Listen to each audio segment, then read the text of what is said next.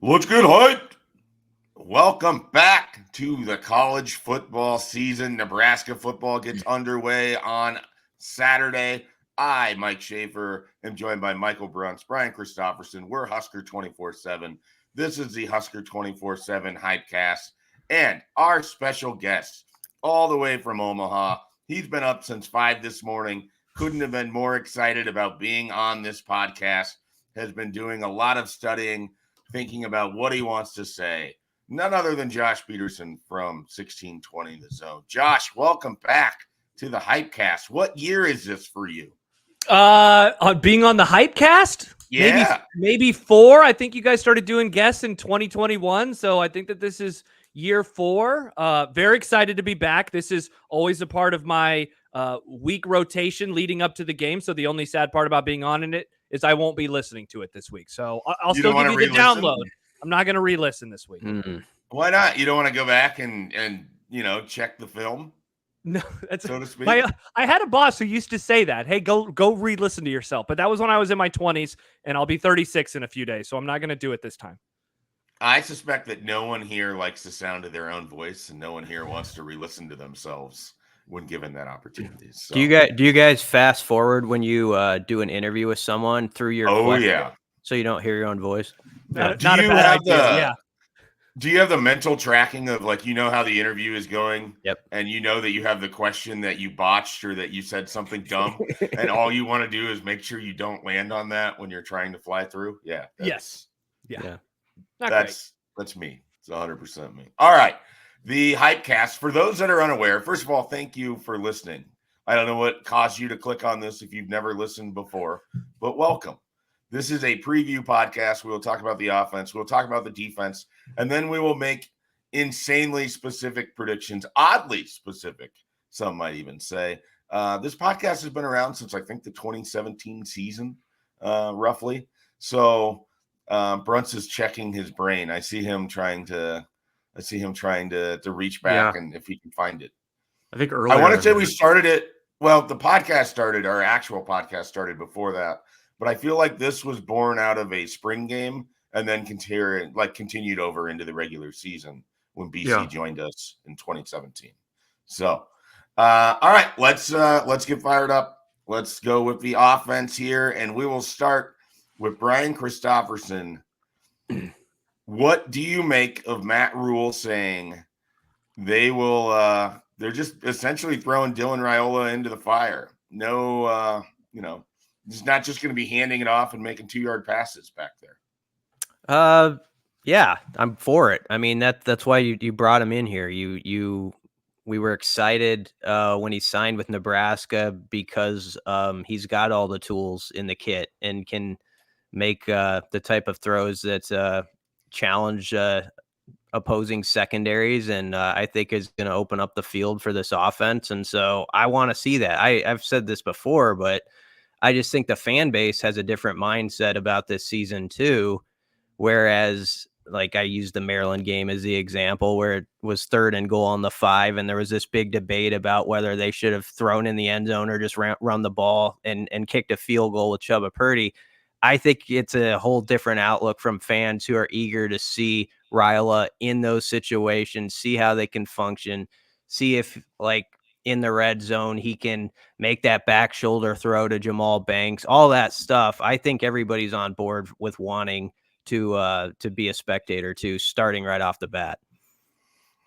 Josh, when you look at Nebraska's offense and what they have for the 2024 season relative to how things finished, Chubba Purdy hitting the Iowa linebacker right between the numbers for Nebraska's last offensive play last year.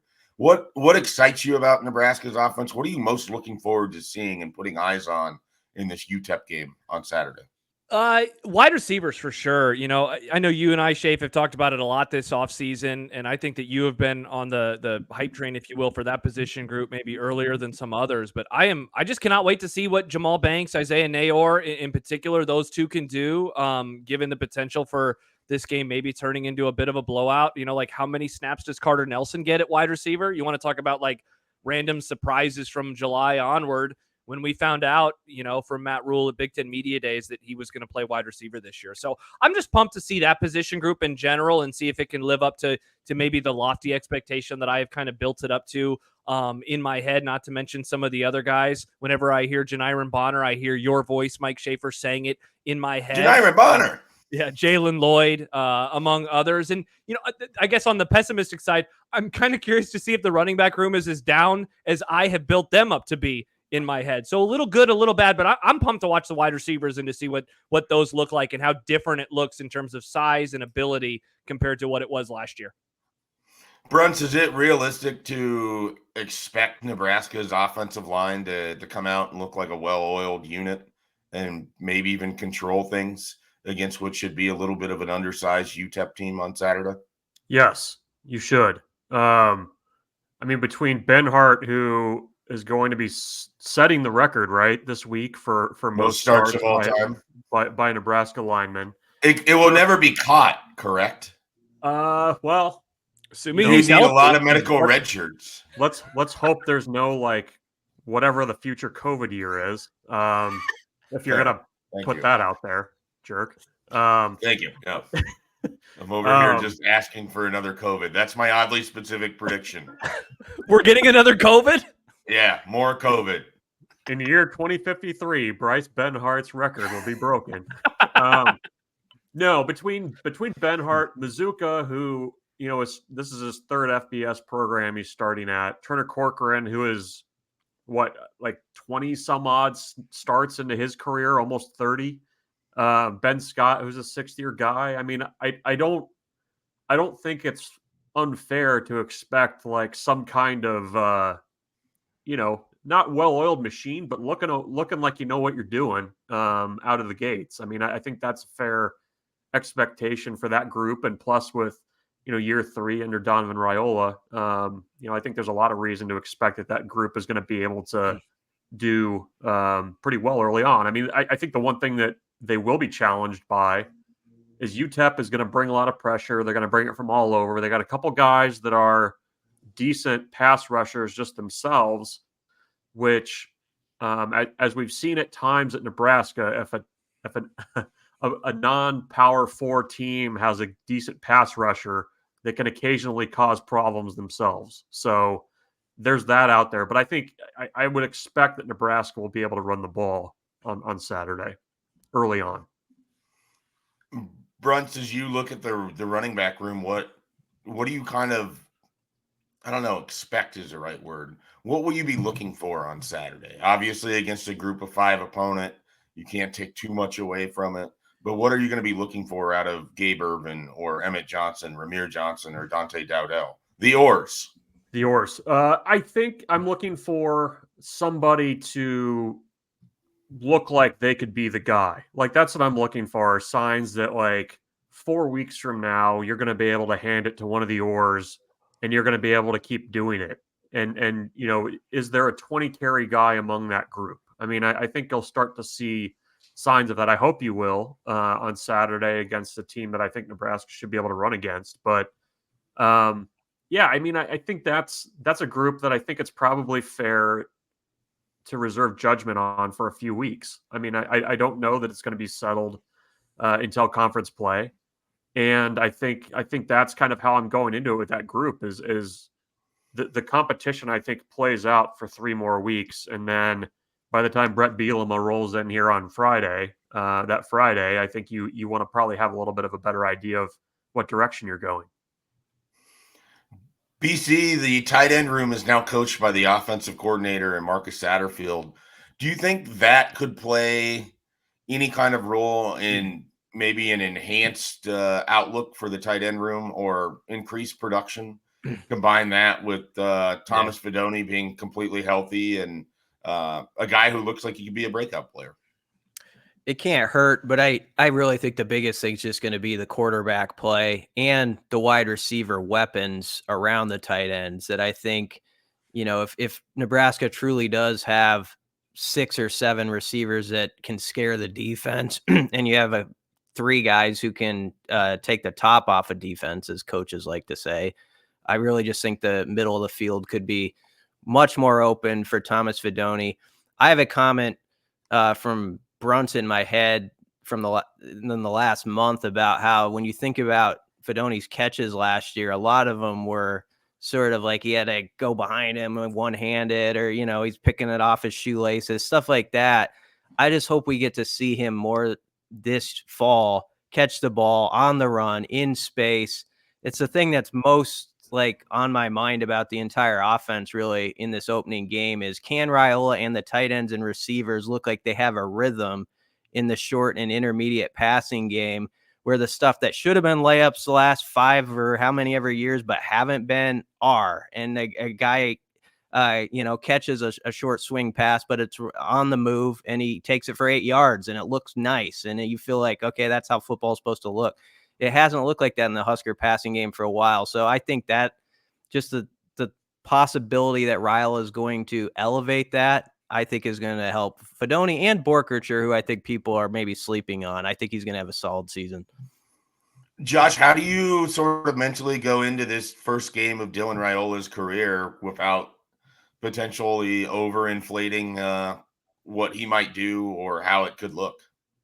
Great question, man. I've been trying to figure that out throughout the entire offseason, really, right? Like, I think one of the exercises I'm guessing a lot of us have done is you pull up the Adrian Martinez total production from his first year. And what is it, 3,200-ish yards total, rushing and passing. A solid touchdown interception ratio if you include the rushing. I always forget to look up his fumbles because I know that he had a few of those. And he started out well, right? Like, he had some good, he had some bad. The opponent, of course, for Raiola this week is going to be a whole lot different in terms of caliber than the one that Nebraska played back in 2018 for Adrian. So I don't know. It's, again, part of it is I got to get eyes on the situation. I got to get eyes on the players. I think what BC just mentioned in the callback to Brunts of like Fidoni, like that stuff, I haven't been able to get that kind of stuff out of my head from last year, whether it's the, you know, having to jump up high, having to go down low, and maybe some of the lack of separation that some of those receivers were able to get. I can't wait to see how defenses decide to defend him and how much respect or lack thereof they give to him early in the season, making him and Nebraska's offense earn it versus the inverse of that. So I'm not really answering your question because I don't know. Like, I think he's going to look good. I think he's going to have some really exciting plays. But it wouldn't surprise me if we leave and it's like, oh, you know, 212 passing yards, you know, on 17 of 23, you know, something where the completion percentage is good, but the numbers aren't really eye popping. Maybe like you build up a 5-star quarterback in your mind. Yeah, the Dylan Raiola conversation after Saturday is going to be even more fascinating than the lead up and everything that's already been. Yeah, for sure. Defense, let's dive right into it. We will go to Michael Brunts to start. Give me one player that you are excited to see with a second year under Tony White, a second year in this defensive system, just to see him kind of turn loose on Saturday and the rest of the season going forward. I'm very eager to see what Jamari Butler at 260 pounds looks like. You know, I think it's a flip, kind of a coin toss in my mind between him and Cam Linhart. I mean, I think both of those guys can have really big years. Butler, I'm particularly intrigued by because, you know, he was playing undersized last year. I think there's more out there for him as a pass rusher.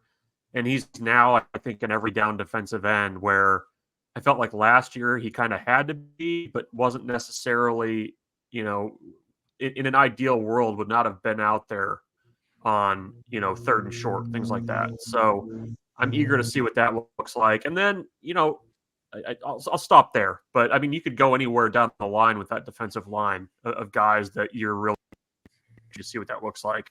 So I'll yield the floor. All right. Well, the floor has been yielded. We're going to go to Brian Christopherson. Brian, that linebacking room, who among, you know, the expected starters, whether they're MJ Sherman, John Butler, Mekhi Bayer, who do you see maybe being Nebraska's best player at the second level in 2024? I'm going to go with what the coaches say, and I think they think it's John Bullock. They believe he's like all conference type of player. I think like you know, whether that's second, we're talking maybe second, third team, but Rule said a comment like that a few weeks ago, and if you kind of pay attention throughout the offseason, there's a real belief that he was just sort of figuring out what it meant to be a linebacker last year after, being mostly a safety or a nickel previously in his Husker career. So second year in the system, I'm expecting some big things from him.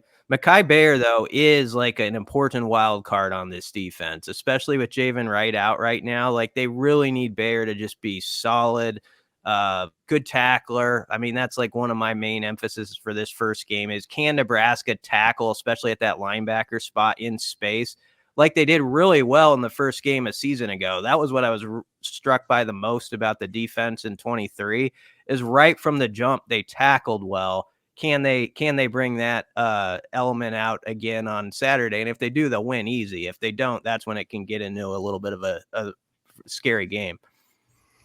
Josh, for the season as a whole than just a UTEP game, what's your confidence in Tommy Hill? Because that was a guy who at the end of the year was playing really, really well. We know the Pro Football Focus numbers graded him out extraordinarily well. Nebraska's usually had about one corner that you feel pretty good about going into most seasons. But what is your confidence that Tommy Hill can be the player that he was at the end of last year for the duration of the 2024 season? Yeah, what an awesome question, because you want to talk about a player that this will be my 11th season covering the program. I don't know if I've ever been so wrong on a guy as I was on Tommy Hill. And I know that I'm not the only guilty party in this situation. I feel like Braylon I want to Hurd. Does Braylon Hurd count? Yeah, if you want to look at it from the other perspective of being very high on them, that's definitely a good example. But I think he's going to be good. Like, it still takes me aback a little bit to see, what was it, the mock draft within the last week or two, right, on ESPN.com, where he's a first rounder. Like whoa, but I'm not a talent evaluator to that degree. So, perhaps I'm missing something there. I think he's going to have a good season. I do wish I was a little bit maybe more confident in the other corners right now, like the Bly Hill injury and recovery. And I know that's something that Matt Rule talked about a little bit, I believe on Monday this week, maybe it was last Friday, but I guess I didn't expect him back in camp so soon, but it also doesn't seem like he's totally, obviously where they would have wanted him to be, before the injury happened. So I wish I liked the rest of the room, because I wonder if that's going to put a little bit, maybe more pressure on him. That said, like, I love that within the first 2 weeks of the season, we're going to see him in like a really important matchup versus those Colorado receivers. And I think that that's going to be a great opportunity for him. Whether the tape is good or bad, like, we're going to see highlights from that game in April at the draft. And so I'm excited for that challenge. And again, I was really wrong on the guy, and I'm excited to watch him play this year. I think he's going to have a good season. Brunch yielded the floor earlier. Josh, would you like to pick up the baton and talk about big ass Ty Robinson? Absolutely, I would. Big ass Ty. I'm excited for him. I'm excited for the defensive line as a whole. I think Brunt's hit on it. There's a lot of really fun players up there. But I think Ty, again, that picture that came out, big ass Ty, of him at the end of all the single digit guys. And it's not just the number, it's the Derrick Henry meme, right? Where he's standing there at midfield. And it's like, oh my gosh, this guy is in a sport filled with giant humans. He somehow looks like a giant human. So I can't, it's like, what a fascinating career, right? He's one of the huge gets in the early Frost era. And the beginning of his career was what it was, and the program was what it was. What a fun opportunity for him in his final season, to lead a group that a year ago, if we were doing this exact podcast, biggest questions were the defensive line. And now, to a man, the confident, or the position group that people have the most confidence in, is the defensive line. And I think that he is a big reason why. It's going to be fun to watch him and see what he's able to do in his final year. BC, we saw a lot of guys emerge last year. They played a lot of players on defense. Tony White obviously likes to go down the depth chart and reward guys that have good practices or put people in situations to see what he can learn about them. Is there someone that is not a starter, not a black shirt, that you think could have a strong season for Nebraska if his opportunity gets called and a lot of reps come his way? Yeah, I'll give two. Princewell's one of them. I didn't actually know who was going to be on the top line at that position. Good for MJ Sherman winning the spot and getting the black shirt to start. But I think even MJ knows that Princewell's right there next to him. And you've heard real talk all off season about got to have a 4-man pass rush. It's got to get home, and that's got to be more of a hammer for Nebraska than it was last season. And that can open up a lot of different things for Tony White if that starts cooking for you. So Princewell's a big one. And then I think you got to talk about Vincent Shavers. And this is a type of game where if Nebraska could grab hold of it like you hope they can, you'd love to see like Shavers flying around like late third quarter, east-west, making a couple of plays where we're writing a sidebar about him, on Sunday about how he had 3 tackles and made a TFL and stuff like that. So this would be a great game for him to kind of introduce himself to the fan base after they've heard a lot about him all off season. All right, Brunch, you get the toughest question of the entire day. Which happens first? Nebraska makes a 35-yard field goal, or Brian Buschini punts it inside the 10-yard line? 35. Neither were regular occurrences in 2023. I know. It's like I think you'll get a Buschini pin first. That's where I think it'll go. You think it happens on Saturday? This isn't your oddly specific prediction. No, it's not. It's like a warm up. I'm like getting the blood flowing with this one. I think you'll see Buschini pin somebody. Because I feel like it's at home. There's not a lot of pressure. It's like a practice round for him, and I think he's he'll be consistent on Saturday. So I think he'll pin somebody within the 10 before we get a 35-yard field goal. I think Nebraska. My sense is they'll be a little bit more aggressive on Saturdays, especially if there's a 4th and short or something like that. Like I think that's where they'll go. So I'll give the nod to Buschini. Prediction time. All right, let's dive into it. We're going to get first. We'll just get it out of the way because I sometimes forget about this one because we just want to talk about our oddly specific predictions. Picks to click. Josh, who is your pick to click on Saturday? Just give me one player. It could be offense, defense, special teams. You mentioned him a few moments ago, but I'm going to go with Big Ass Ty. Let's say that he has a nice day. Nebraska, one of the things that I'll be looking out for all season long is can they get near that 40 sack mark? I do think they'll be playing 13 games this year, so that is about 3 per game. Let's say that Big Ass Ty notches one and has a nice day on that side of the ball for Nebraska. PC, pick to I'm click. glad Josh said Ty because that honestly is now that the season's here, I keep thinking like, what if Ty Robinson's actually like a wrecking machine this year? Like, what if that happened and what that Aren't would there mean like to 5 defense? guys? 5 Yeah. on the defensive line where you're like, if this guy just becomes a dude.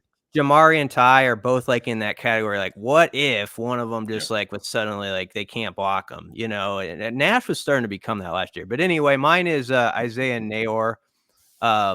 Whenever we go over there, nobody draws my eye like him.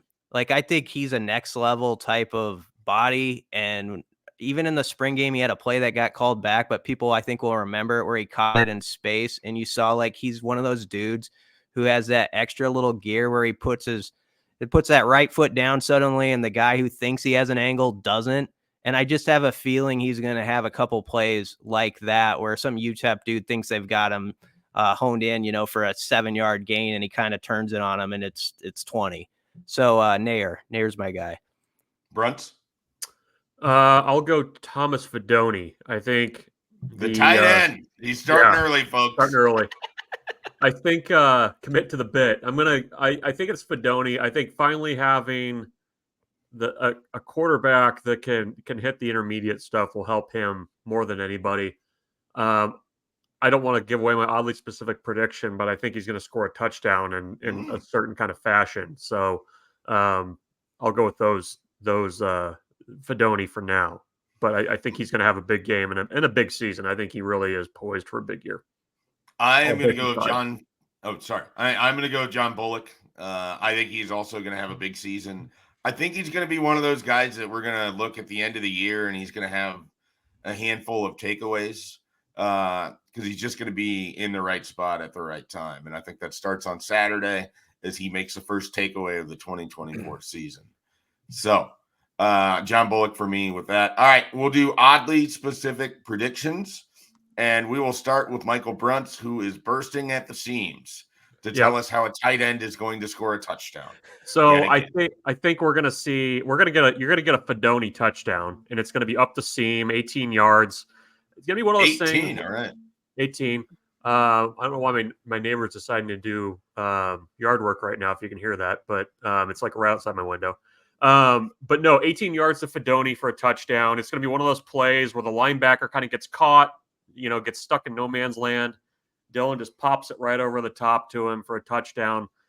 Bonus, oddly specific prediction, you get a Heinrich Harburg touchdown from the H-back or tight end spot where he is not the quarterback. So it's going to be a big day for the H-back tight end crew. All right. Josh, oddly specific prediction. Well, let's add another Fedoni touchdown to the mix. So the first one of the season, Nebraska is going to be at the 5-yard line, and they're going to go under center. Dylan is going to go drop back to his left, fake a handoff. Then they're going to have a receiver going in motion. He's going to fake a reverse. He's going to roll out a little RPO. He'll toss one in the end zone. Thomas Fedoni, Nebraska 7, UTEP 0, and they're off to the races. All right. I am going to throw out an oddly specific prediction that people aren't going to love initially. UTEP is going to score the first 10 points of the game. They will not score after the first 10 points. Nebraska will outscore them the rest of the way. But UTEP will be leading 10-0 on Saturday, and fans are going to be in their fields at that point. And then things will get better. But it's Scotty Walden's boys are gonna show up to play early, and Nebraska's gonna run away late. BC, what do you got? Social media will be a treat with that. I'll say first drive, Nebraska's gonna ask for the football, win the toss, ask for the football, and they're gonna score on the third play.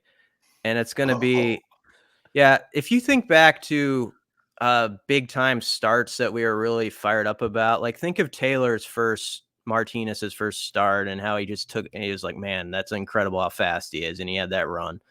Or Tommy Armstrong in his first start, they drove right down the field. It was really impressive.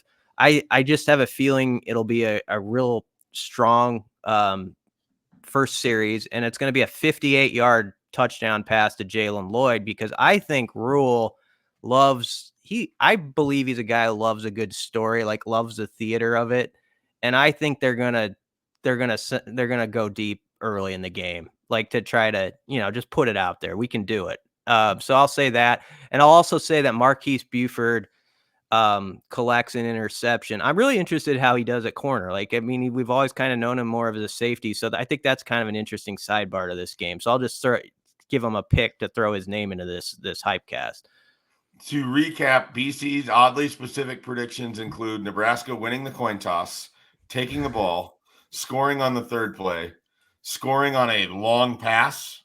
58 yards, 58-yard pass. To Jalen Lloyd. And Marquise Buford gets an interception. We have, I think, a new record for the most specific predictions. 5 of them in there. No, I wasn't trying to be an oddly specific prediction ball hog there. That was actually no. I liked it. The first one was like, chucker. I guess there's 5 parts in that first one, I guess. Right. But it's like a big parlay. I love it. It The only first comes series, true if you hit all of the all of those parts. It's like uncut gems where you need every single thing to happen, including the coin toss going correct. You needed the same team parlay to exist years before it did. That's what. So if Raiola hits Jalen for 58 yards, but UTEP actually went 3 and out first, you guys can look at me like, no good. Sorry, guys. Nope. Doesn't count. You did not hit all the legs of your parlay. It will not count. All right, let's finish this off. Score prediction. We will go to our guests first. Josh Peterson, what is the final score on Saturday? So I'm going off of yours just a little bit, Shape, but I'm not going to say that they're going to get down 10-0. But I do think the defense will be a bit leaky, especially in the second half when the game is in doubt a little bit. I think Nebraska will score. I should have looked this up. I'm going to have them at 40 points. So that would be the most points in how many seasons? If they got to 40, it would be quite some time, I believe, since they've gotten to that. 2021 Northwestern, they scored Okay. 56. I was going to guess that it was that season. So, yeah, I'm going to go with 40-20, a late touchdown, maybe too late by UTEP, but a fairly dominating victory where we see, let's say, 3 quarterbacks for Nebraska get some snaps in this one. 40-20, Big Red. Brunt. Nebraska is going to win this one 39-13. UTEP drives late and kicks a field goal to ruin some fans' days, just based on how that would go.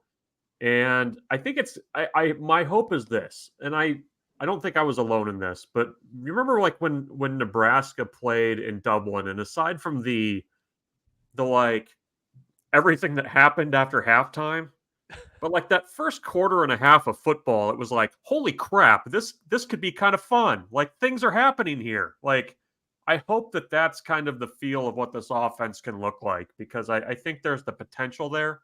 And I hope that some better special teams decisions are made in the second half on Saturday than what was made in Dublin. But anyways, 39-13, Nebraska over UTEP.